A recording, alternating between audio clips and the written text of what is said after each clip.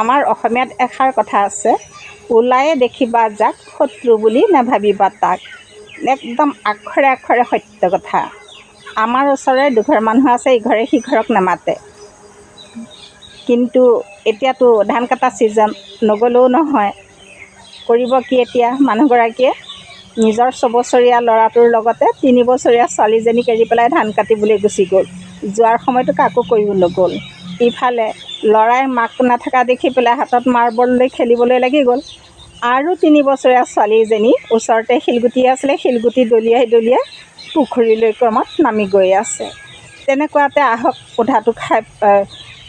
আহক সেই নামাতা মানুহজনী সেইখিনিতে দমকল এটাও আছে পানী নিবলৈ।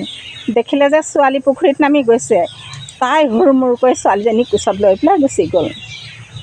এতিয়া দুপৰীয়া ভাত খাবলৈ আহি পেলাই যেতিয়া সকলো কথা গম পালে, ল'ৰাটোক ভাল পিটন দিলে। তাৰপিছতে সেই মানুহজনীক ক'লে, বেয়া নাপাবি, তোক মই ইমান দিনে নামাতাকৈ আছোঁ, আজিৰ পৰা তোক মাতিম দেই।